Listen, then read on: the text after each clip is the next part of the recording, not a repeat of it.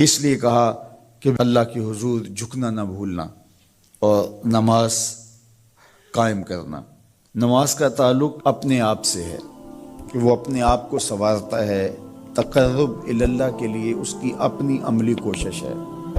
بندے اور خدا کا ایک ربط ہے نماز۔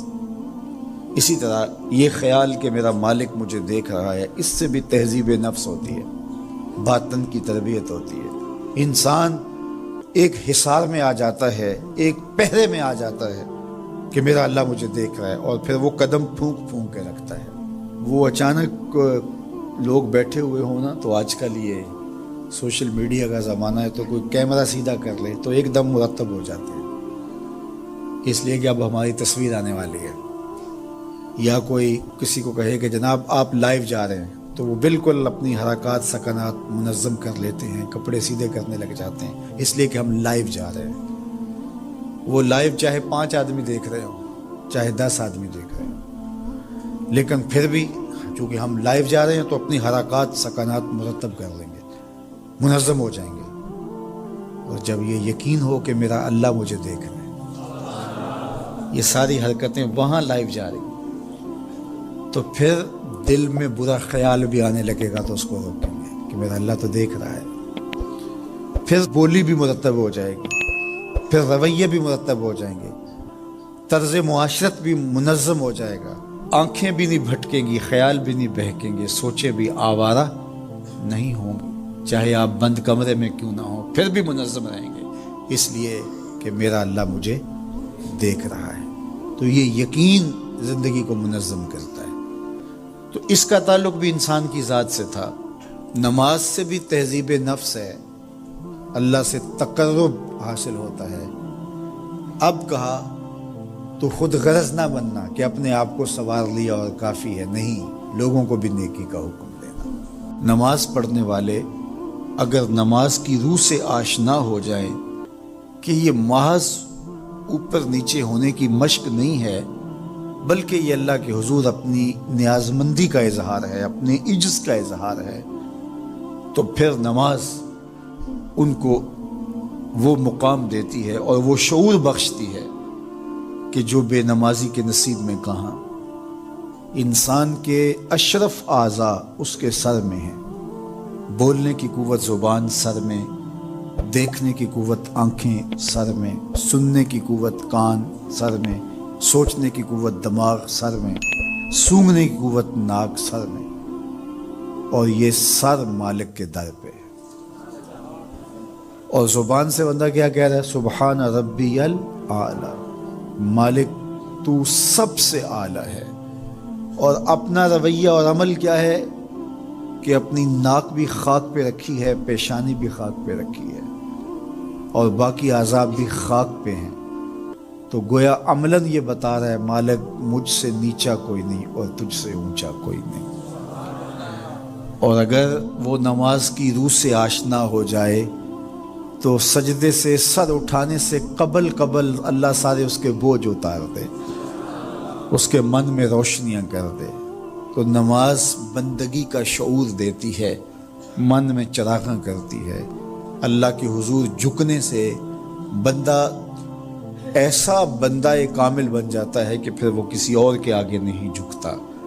تو اپنی اولاد کو نماز کی محبت دو، نماز کی ترغیب دو، نماز کی عادت دو اور نماز کا حکم دو، اور ان کی عادت راسخ ہو جائے، طبیعت میں پختگی کے ساتھ نماز کو اختیار کرنا ان کی طبع میں جم جائے۔ نماز ان کی طبیعت میں نظم پیدا کرے گی، ان کو نظم و ضبط کا پابند بنائے گی، اور ان کی صحت کی ضامن ہوگی، اور ان کے باطن کی طہارت کا سبب اور ذریعہ ہوگی۔ اس کائنات کے کسی شخص کو اللہ نے ہدایت سے محروم نہیں کیا۔ اس کائنات کا پہلا انسان، پہلا نبی بھی ہے، تاکہ انسانی قافلہ ہدایت سے کبھی بھی محروم نہ رہے۔ اور پھر اس کے بعد مختلف ادوار میں فطری اور جبلی ہدایت تو انسان کی طبع کے اندر رکھی گئی ہے۔ وَهَدَيْنَاهُ النَّجْدَيْنِ، ہم نے اس کو دونوں گھاٹیوں کی طرف رہنمائی کی ہے۔ تو اس سے علماء تفسیر نے لکھا ہے کہ خیر اور شر کی گھاٹیاں ہیں، اسے پہچان ہے اس کی طبع کے اندر یہ بات رکھ دی گئی ہے کہ اچھائی کیا ہے، اس کو پتہ ہے کہ برائی کیا ہے۔ حضور علیہ السلام کے پاس ایک شخص سوال پوچھنے آیا اور ان کا نام وابصہ بن معبد تھا، اور مجلس لگی تھی اور جہاں جگہ ملی وہاں بیٹھے، تو حضور نے فرمایا ادنو یا وابصہ، نیڑے آ جاؤ۔ تو وہ اٹھ کے قریب آئے تو فرمایا اور قریب آ جاؤ، تو وہ اور قریب آ گئے تو تیسری مرتبہ فرمایا ادنو یا وابصہ، وابصہ اب بھی دوری ہے اور قریب آ جاؤ۔ تو حضرت وابصہ کہتے ہیں میں اپنے مقدر پہ قربان جاؤں، میں اتنا نیڑے ہوا کہ میرے گھٹنے حضور کے گھٹنوں سے چھونے لگے۔ جب اتنا قریب ہو گیا تو مجھے حضور نے فرمایا وابصہ کوئی سوال پوچھنے آئے ہو؟ میں نے کہا جی حضور سوال پوچھنے آیا ہوں۔ کہا جو سوال پوچھنے آئے ہو پوچھو گے یا بتاؤں کیا پوچھنے آئے ہو؟ عرض کی حضور اگر آپ بتا دیں پھر تو بہت خوب ہو۔ فرمایا تم خیر اور شر کے بارے پوچھنے آئے ہو، اچھائی کیا ہوتی ہے اور برائی کیا ہوتی ہے؟ جی حضور یہی میرا سوال تھا۔ کہا اس کا جواب مجھ سے لینا یا اپنے آپ سے؟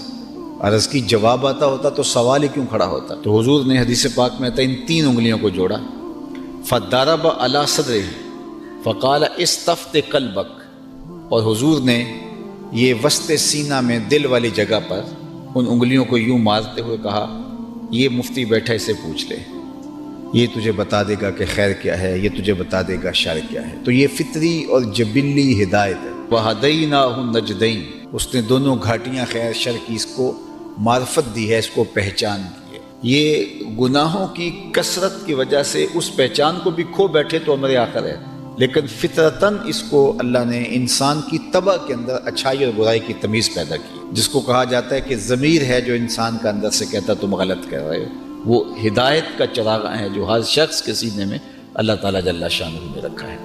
لیکن اس کے بعد اس نے پیغمبروں کو بھی بھیجا ہے، کتابوں کو بھی نازل کیا ہے، مصلحین بھی لوگوں کو بتاتے ہیں، اور کائنات کے اندر روح پذیر ہونے والے واقعات بھی انسان کی رہنمائی کرتے ہیں۔ تو یہ ہدایت کے چراغ روشن در روشن ہوتے چلے جاتے ہیں۔ تو اللہ کی اطاعت کرنا، اس کی فرما برداری کرنا، یہ انسان کی طبع کے اندر رکھا گیا ہے۔ اگر وہ انکار کرے تو یہ حقیقت کو جھٹلاتا ہے۔ کافر کو کافر کہتے ہی اس لیے ہیں کہ وہ اس اچھائی کو، اس فطری ہدایت کو چھپاتا ہے۔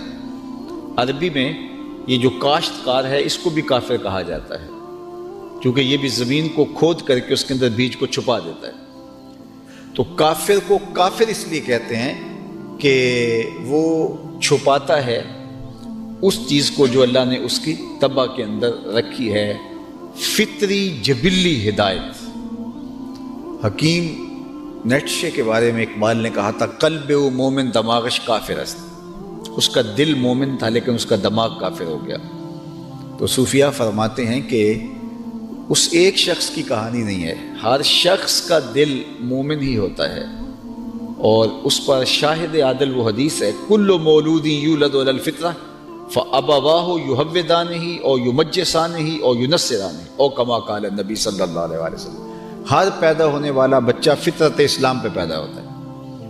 اب اس کے ماں باپ اس کو یہودی بناتے ہیں، عیسائی بناتے ہیں، مجوسی بناتے ہیں، ماحول اس کے اندر کفر پیدا کرتا ہے۔ لیکن اگر یہ کفر پیدا کرنے والا ماحول نہ ہو، اس کو فطرتاً یوں ہی چھوڑ دیا جائے، تو وہ معاد کا، آخرت کا انکار نہ کرے۔ اللہ تعالیٰ نے ایک جبلی ہدایت، فطری ہدایت اس کو ودیت کر رکھی ہے جو اندر چراغ روشن ہوتا ہے، اور پھر وہ تھوڑی سی محنت سے ہی، پیغمبروں کی محنت سے، رسولوں کی محنت سے، وہ پھر ہدایت شعلہ جوالہ بن جاتی ہے۔ تو لیکن جن کو یہ صحبتیں میسر نہیں آتی، بری صحبتوں سے وہ پھر بگاڑ میں چلے